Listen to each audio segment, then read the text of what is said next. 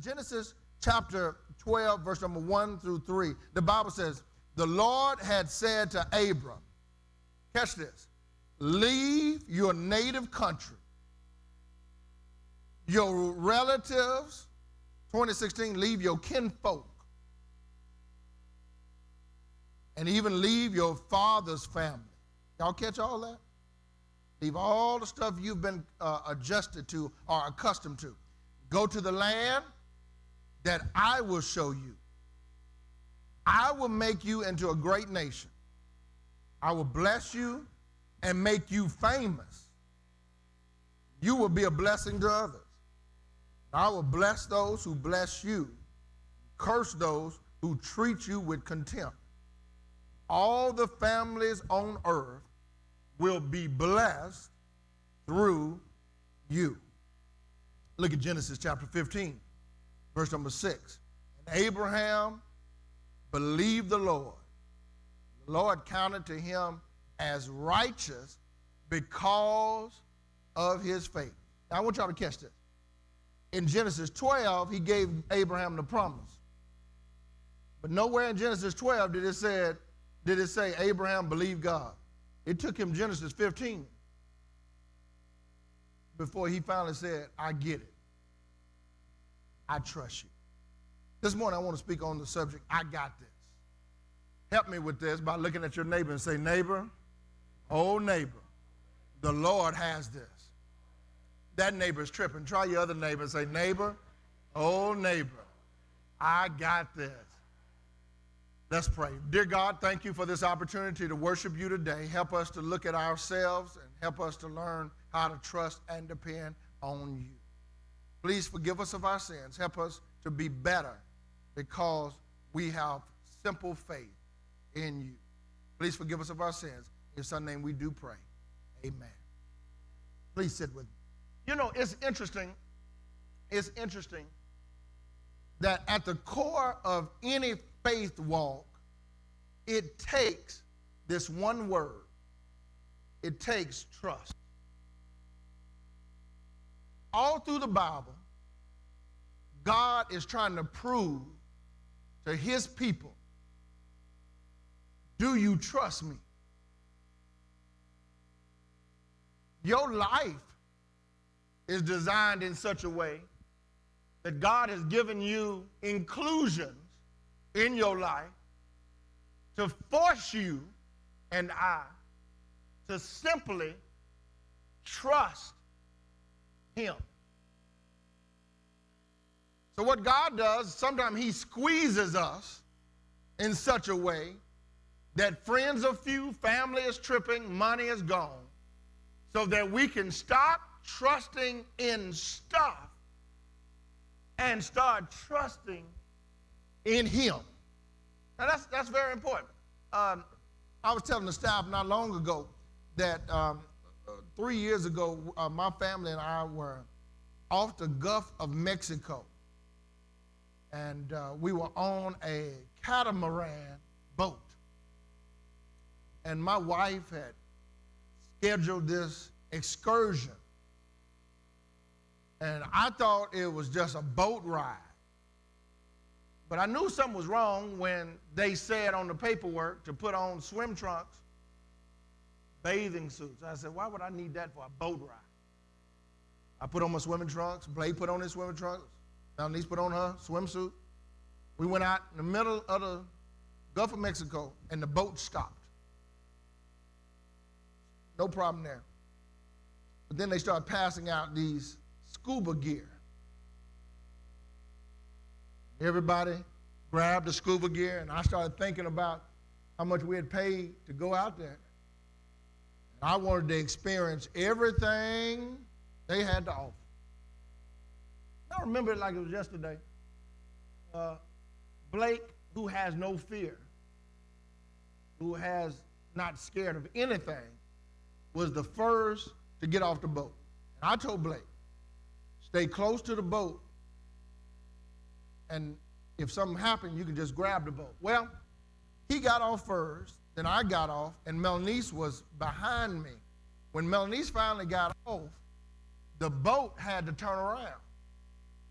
So the boat took off, and the confusing part about this body of water is so clear it looks like you can stand up in it.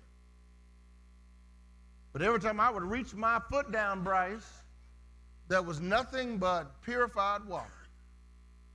So we got out there and we were cool for a second. But Blake had drifted away from us. He was probably 50 feet, 100 feet away from Melanice and I. And all of a sudden, his gargles got loose and salt water started going in his gargles and it started burning his eyes and he panicked. And the first thing you do when you panic is open your mouth. When he opened his mouth, salt water started going in his mouth. So I told Melanice, get back on the boat.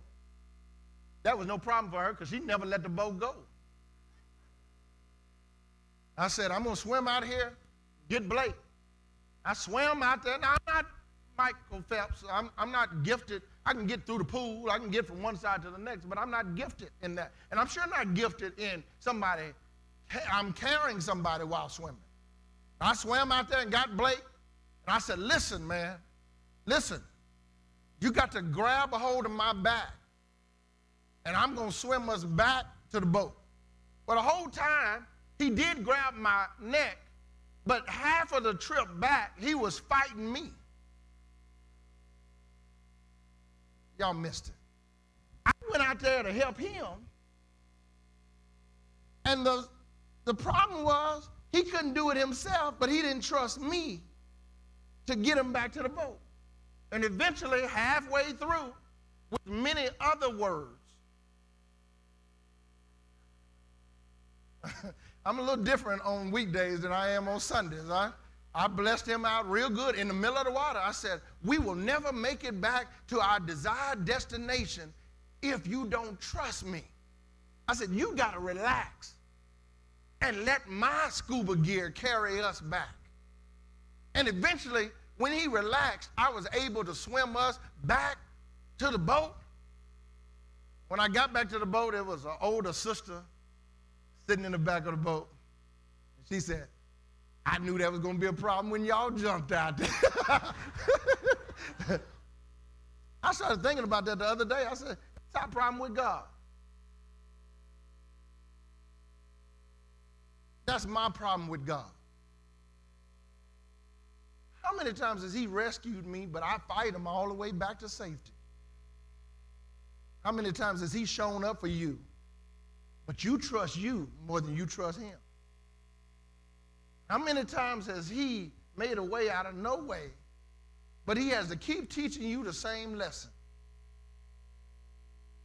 so that you can finally say, I'm going to relax because I know he's got this. I don't believe that we read the Bible correctly. I don't really think we understand the Bible. I think we got a cartoonish view of the Bible. We think God said something to somebody like Abraham, and automatically they became holier than thou. Because the reason we look at it like that is because we know how to fake like that. We know how to act like we're Christians for a couple of hours. But we go right back to the parking lot cussing each other out. We know how to get straight during communion, but you know how to drink later on. We know how to play these two different worlds. And when you really look at the characters in the Bible, normally they don't get it on the first time. Because God tells Abraham in chapter 12, I got you. He says, leave all your kinfolks. And the first thing Abraham does is leave most of them and take Lot with him. So what is God trying to teach us? Sometimes God has to isolate you to teach you. Okay, don't y'all miss this. That there's some power in isolation. Now, not isolation in a negative way. I'm not talking about isolation where you don't talk to anybody and you become a recluse and you go up to the hills and don't mess with anybody. What I'm talking about is that God has a way of isolating his people so that he can strip off from each one of us the stuff we trust in. Okay, every time you look in the Bible, normally when God chooses somebody, the first thing he does is he isolates them.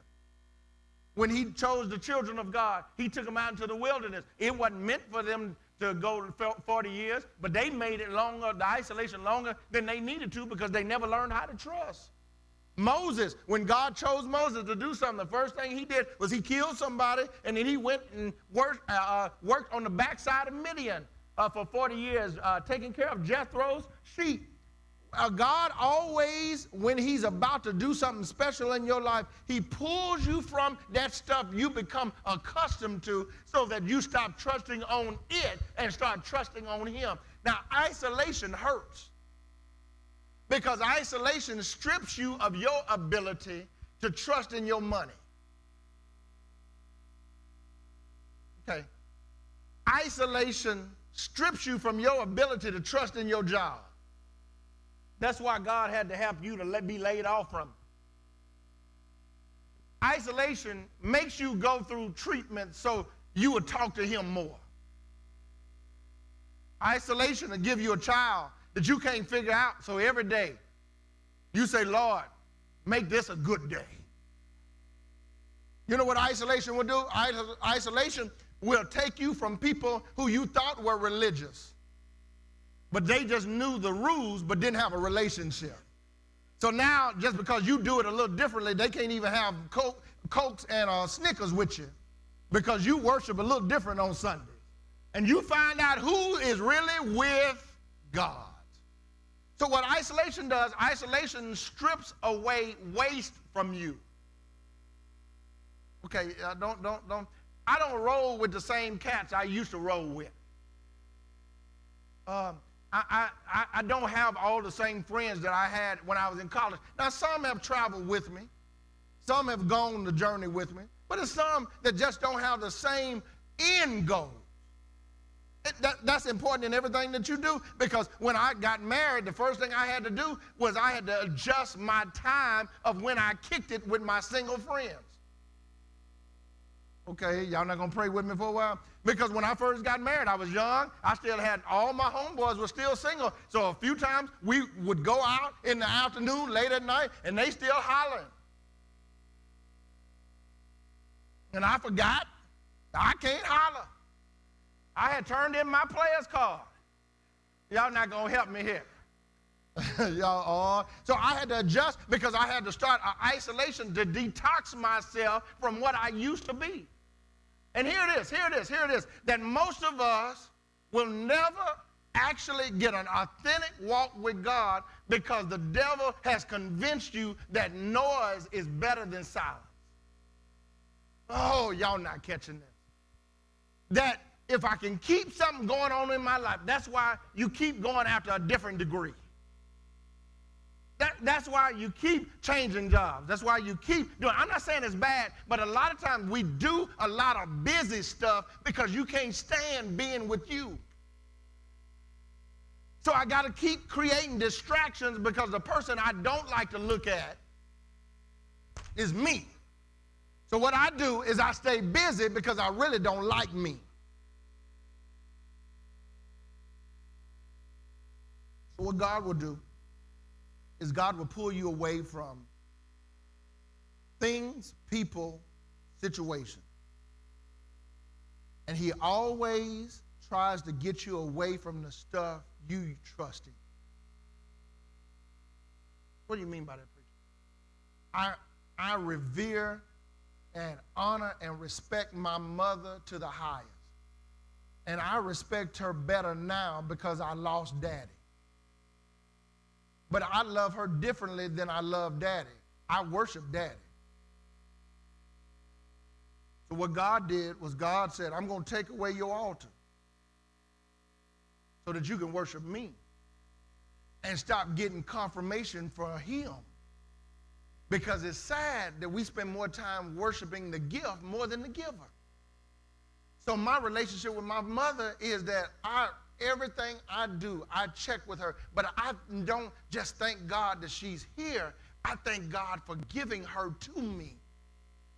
But God had to strip away what I was used to so that I could appreciate now what I have.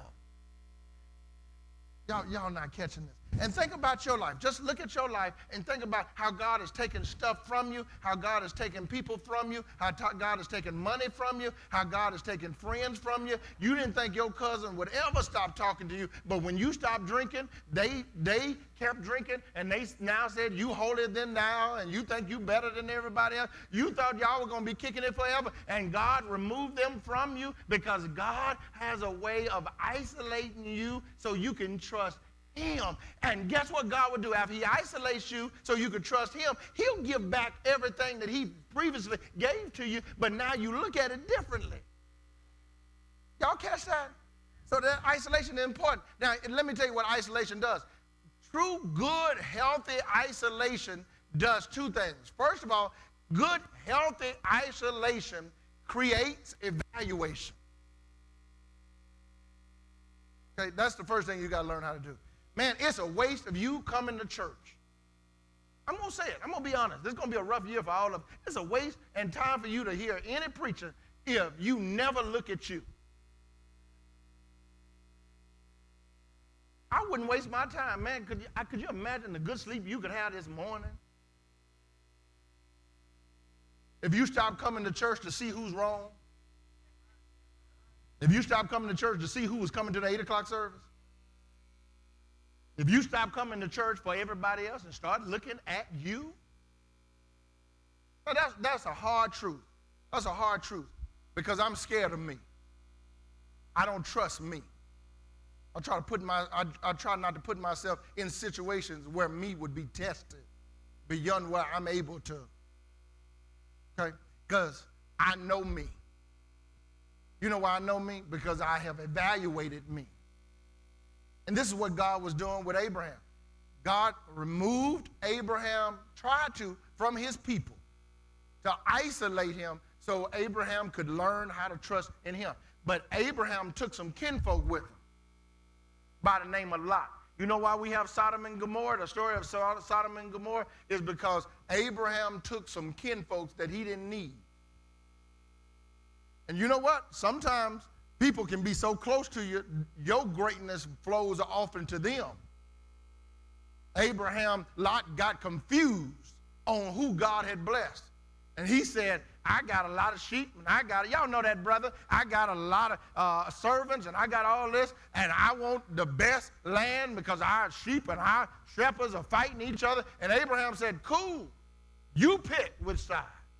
Lot picked the greenest grass, because Abraham said, I don't care where I go, because the Lord has already said he's going to bless me, so wherever I put my feet, the grass will get green. And because he didn't strip himself away from everybody God told him to, he had to go back and fight for his kinfolks. Now, I want you to evaluate something right now. I'm going to give you a little mental gymnastics. Think about things that have gone wrong in your life, and let's look at how much God was involved with that wrong. Now, we blame him for it. He always gets the fault for it. But isn't it amazing you never look at yourself and say, I know some grown folks that can always blame everybody else for what's wrong with them. It's never. So how do you examine yourself? How do you examine yourself? How do you examine yourself? What's your trend?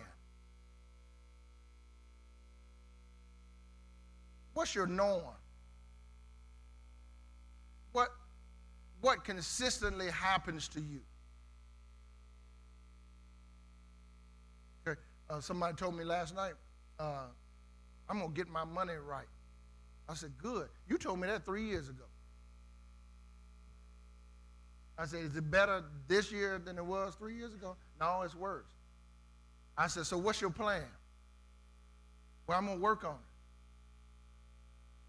I said, let me go and record this so we can do it again in 2018. Because if you don't ever look at you,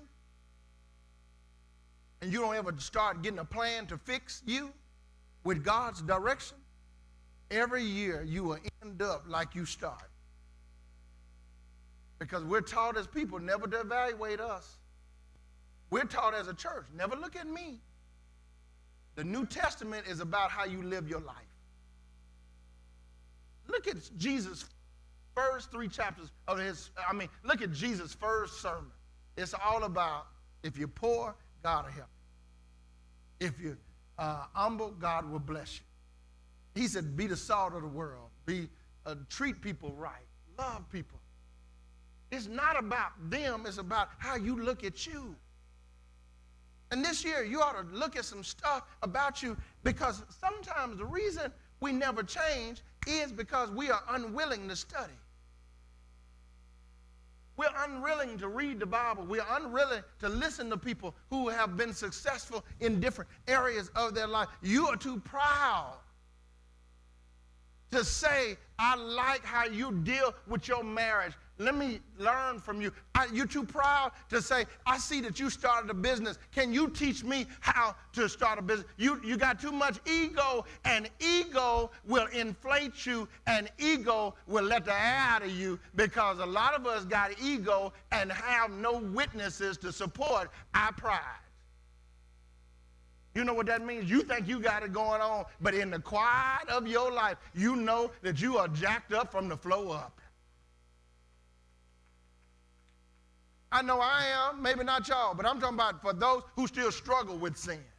For those who still have a proclivity to go towards what's wrong instead of what's right. I have to daily look at myself, and I had to catch myself and say, man, I can't believe I said that. I didn't mean to say that. And it comes out because I never have to look at me until my flesh has been fulfilled. So what you going to do for 2017? God gave you another year. You're going to just keep rolling? It's working for me. I got money in the bank. Yeah, but can't you do better? And that's simply what God is trying to teach us through Abraham. First of all, he says, I want you to get away from your money. I want you to get away from your family. I don't know. I question the Bible a lot, because I don't know if that included Sarah. He said, get away from your family. I would have took that and said, peace, Melanie. You heard what God said? No. I wonder who all that included. Y'all not going to help me here, boy. Y'all, so there's a lot of husbands just sitting there. She gave him some bad advice later with Hagar. Come on, y'all not going to help me. Isolation creates evaluation. So today, what I want you to do is go home and look at you. After the game, I don't know why you're watching it anyway. It doesn't make, that game doesn't make any difference. But after the game, sometime before the day is over, start writing down some stuff that you want to do better. Start writing down some stuff. You ain't got to show it to everybody, because some of it might be about them. You don't want to put up something about your spouse and have it on your mirror in your restroom. She get on my nerves. She don't need to see that. I mean, work on you. And don't write anything about anybody else. Write it about you. Okay? Y'all catch that?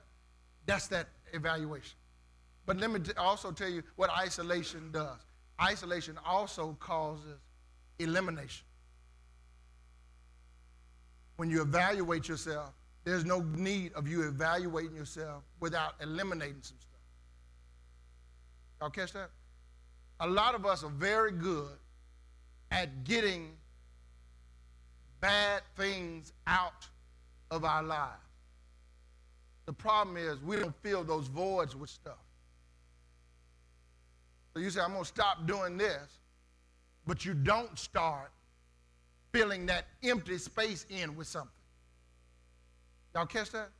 That if I take something out of my life, I got to add something in that space. Because if I don't add something in that space, I'll duplicate what I'm accustomed to. Okay, y'all not, every time I'm struggling in life and I'm stressed out about something, I can eat good for months after a time, but when stress comes on, I revert back to what I'm accustomed to, because I hadn't created a new norm. So what evaluation does, evaluation makes me look at me, but then in evaluation, it makes me eliminate some stuff in my life that is not good for me. okay, how do I eliminate some stuff? I start looking at what I'm taking in that's causing me to have a negative outlook. And that could be music, that could be television, it could be friends, that could be people who keep speaking in your ear. That sometimes you can take on the nature of people.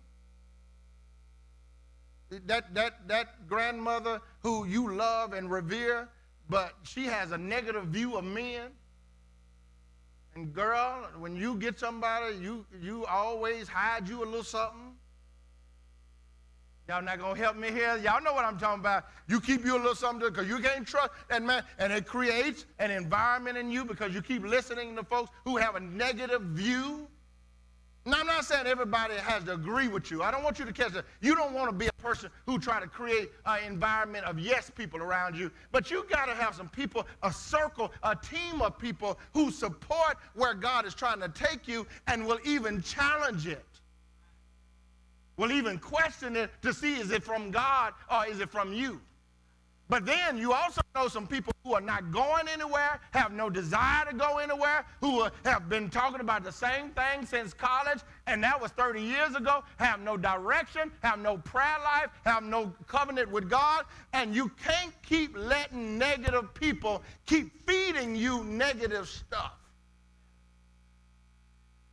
Y'all know when 9/11 happened, about 3 weeks later, I became so depressed that I couldn't shake it, and I couldn't figure out why, because I had the television going constantly, and even though I was not listening to it directly, unconsciously, it was feeding me depression. And some of us have an ebb and flow of life. It was because of the folks we talk to. Yeah, it's the folks who you allow to come in your circle. The folks you allow to come in and change your climate. And eventually, when it came to Abraham, Abraham had to eliminate. He eliminated Lot. He eliminated people who had no value in making his walk with God. Now, I want you to think right quick. I'm going to let you go. I want you to think right quick. The people who you talk to the most, are they talking about God? The people you hang out with. I'm not saying they got to be super religious. I ain't saying they got to go to church. I ain't saying, even if they don't believe in God, are they talking about doing greater good?